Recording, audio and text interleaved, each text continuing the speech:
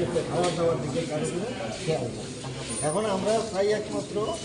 আমার ছেলেকে আমরা আচ্ছা, আপনারা কি পুলিশের সঙ্গে যোগাযোগ করেছেন কিনা, খোঁজ খবর নিয়েছেন কিনা একটু শেষ করে আর আপনারা কি সন্দেহ করেন? এইরকম কোনো কিছু পুলিশের সাথে আমি জিজ্ঞাসা করছি এবং বরাবর বিহারি পুলিশ লাইনে ওনারা জিজ্ঞাসা করে বললো যে আমি তো আঙ্কেল এই বিষয়টাকে আমি আপনাদের আমি সঠিকভাবে বলতে পারতেছি না, হওয়া সম্ভব না পরিস্থিতিটা তো হয়, তাহলে আমি দেখতে পারবো তো এটার উপর নির্ভর করে তো আমরা বৈশা করে তো একটা বিষয়,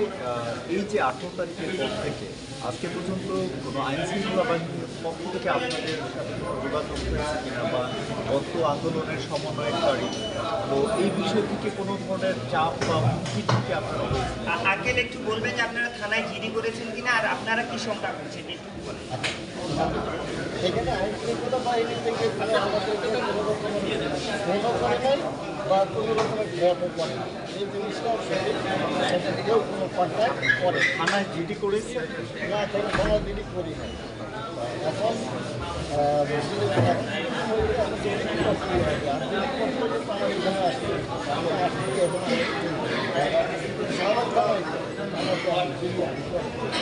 এখানে আসলে আপনাদেরকে মানে কে আনলেন বা কাকে ইয়েতে এখানে আসেন? আমি তো এদের সাথে যে কিছু বন্ধু বান্ধব আছে অনেক,